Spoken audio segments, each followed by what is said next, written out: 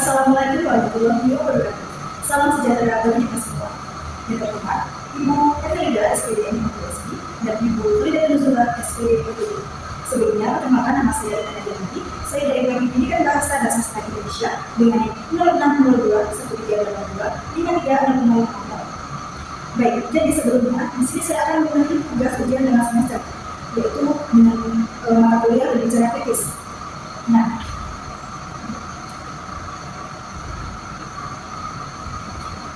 yang pertama yaitu kita bahas mengenai perbandingan forum berbicara kritis.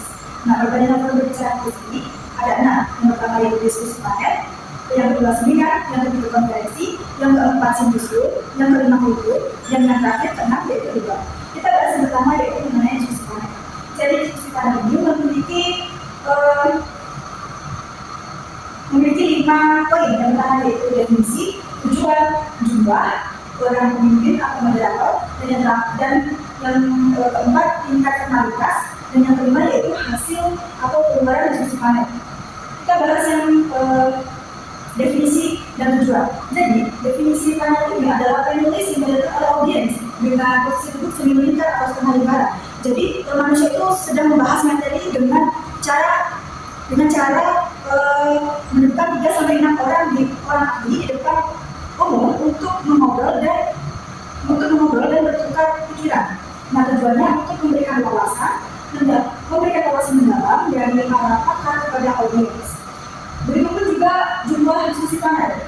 Nah, jumlah diskusi panel ini terdapat 3. Nah, yaitu moderator, penulis atau ahli praktisi, dan yang terakhir yaitu audiens. Nah, karakteristik dari diskusi panel ini yaitu posisi duduk selingkar atau setengah lingkaran. Audiens umumnya sebagai penyimak atau pasif. Nah, peran moderator dalam diskusi panel ini yaitu mengajukan pertanyaan, pematik, dan menjaga fokus pembicaraan panelis. Jadi peran pemimpin atau moderator ini menjaganya diskusi pada diskusi panel ini. Lalu kita formalitas diskusi panel ini yaitu formal, dan hasil keluaran diskusi panel ini yaitu wawasan mendalam dari para ahli dan rekomendasi strategis. Lalu yang kedua yaitu seminar. Nah, seminar ini juga memiliki 5 poin seperti yang saya jelaskan tadi, yaitu diskusi panel. Yang pertama yaitu definisi dan tujuan.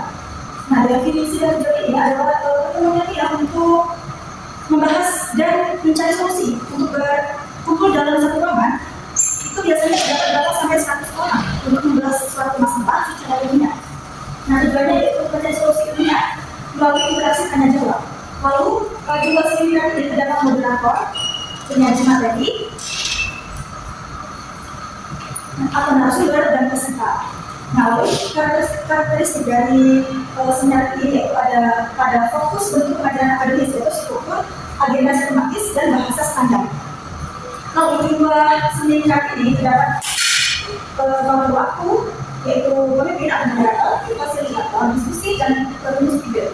Nah, kita formalitas seminar ini yaitu formal, dan hasil keluaran seminar ini yaitu solusi yang membuat pemahaman yang dalam pada seminar ini dan sertifikat, dan disebut terdapat sertifikat yang kompetensi. Nah, lalu juga yang ketiga itu ada kompetensi. Jadi kompetensi ini adalah performa untuk menjadi pendapat mengenai masalah bersama. Jadi maksudnya yaitu cara kita untuk manusia membahas suatu masalah yang mengenai bersama. Jadi tujuannya itu berbagi temuan riset baru atau memperluas jaringan. Nah, jumlah kompetensi ini adalah puluhan hingga ribuan. Jadi tidak hanya 10 atau 20 orang. Jadi itu bebas untuk satu atau ribuan orang. Nah, karakteristik dari kompetensi ini adalah pada utama untuk networking profesional. Nah, ada pun peran pemimpin moderator dari kompetensi ini yaitu pertama berdiskusi, pengambil keputusan, dan mediator konflik. Nah, pada konferensi ini juga kita formalitas itu formal. Nah, keluarnya juga itu ada biasanya dokumentasi resmi, keputusan strategis, dan perluasan jaringan. Lalu yang keempat itu simposium. Nah, simposium ini biasanya dilakukan beberapa orang untuk memberikan pidato pendek. Nah, tujuannya itu membahas beberapa aspek atau sudut pandang dari suatu topik yang sama. Jadi itu mereka itu membahas topik yang sama, tapi dengan membahas topik yang berbeda, tapi dengan sudut pandang yang sama. Lalu juga dua sesi ini ada moderator, penyaji, pembahas, dan audiens. Karakteristik dari siklus ini yaitu tidak singkat, biasanya berbentuk dari 10 menit sampai 20 menit. Nah, setelah itu sangat representasi dari agendanya. Lalu peran pemimpin atau moderator siklus ini. Jadi peran pemimpin atau moderator siklus ini yaitu mengkoordinasikan para pembicara dan meneruskan pertanyaan dari sang penyaji. Lalu yang formalitasnya itu formal dan hasil keluaran atau siklus ini adalah evaluasi, sintesis ide dan rekomendasi dari berbagai sudut pandang ahli. Lalu yang kelima yaitu kolokvium. Jadi kolokvium ini merupakan forum ilmiah akademik. Nah, forum ilmiah akademik ini biasanya itu di jenjang pendidikan. Nah, tujuannya yaitu menguji kesiapan perencanaan atau hasil penelitian. Biasanya itu dilakukan pada tugas akhir. Jadi jumlah kolokvium ini terbatas ya. Jadi tidak sembarang orang bisa memasuki kolokvium ini. Ya, terbatas itu biasanya ada dosen, mahasiswa, dan pembimbing. Nah, karakteristik ini dan juga moderator ini adalah suasana menggabung pembimbing dan yang interaktif. Jadi, jumlah pemimpin atau moderator kolektif ini adalah evaluator riset, mengambil keputusan daerah riset, dan mengelola konflik dunia. Nah, jumlah formalitasnya yaitu formal dan hasil keluaran kolektif itu validasi mengiyakan riset dan peningkatan karya ilmiah. Kalau yang terakhir itu juga. Nah, jadi debat ini adalah kegiatan yang biasanya dilakukan oleh dua tim, yaitu antara info dan tim kontra. Jadi, debat ini adalah tujuannya untuk melatih berpikir kritis. Nah, secara berpikir kritis ini biasanya itu dengan retorika dan menguji kebenaran suatu gagasan secara logis. Jumlah debat ini adalah ada tim afirmatif, yaitu tim pro dan tim kontra. Biasanya itu ada moderator dan juri. Nah, peran moderator di sini yaitu untuk mengatur giliran bicara para tim. Nah, jadi tidak sembarangan orang itu mau menyampaikan argumennya dan bisa dipimpin oleh moderator. Yang formalitasnya yaitu biasanya formal ya, karena aturan yang akan mengenai waktu dan etika.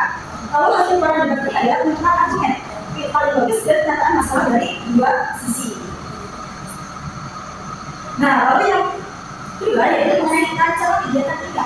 Nah, di sini terdapat judul pemanfaatan teknologi artificial intelligence dalam pengembangan pendidikan tinggi.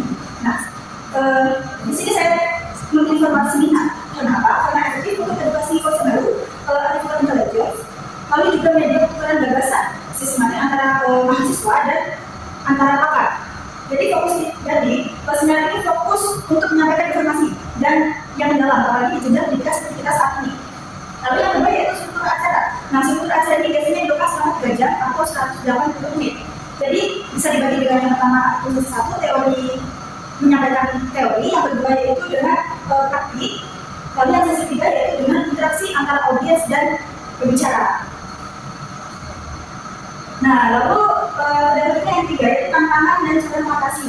Nah, tantangan yang pertama kita bisa lihat ada resiko plagiarisme penggunaan AI. Nah, solusinya gimana sih? Jadi solusinya itu adalah edukasi dan penggunaan AI yang bertanggung jawab. Jadi dalam penggunaan AI ini kita harus bertanggung jawab dan benar-benar memakainya dengan secara layak. Jadi yang pertama kedua ini yaitu peserta yang pasif.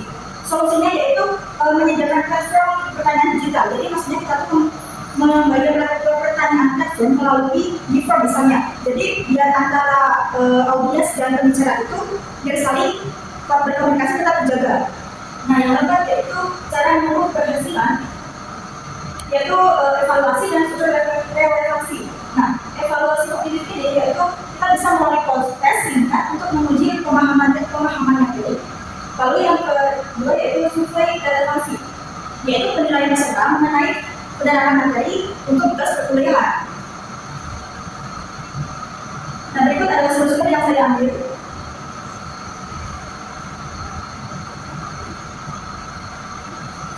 Nah, mungkin itu saja yang bisa saya sampaikan. Mohon maaf apabila ada kesalahan.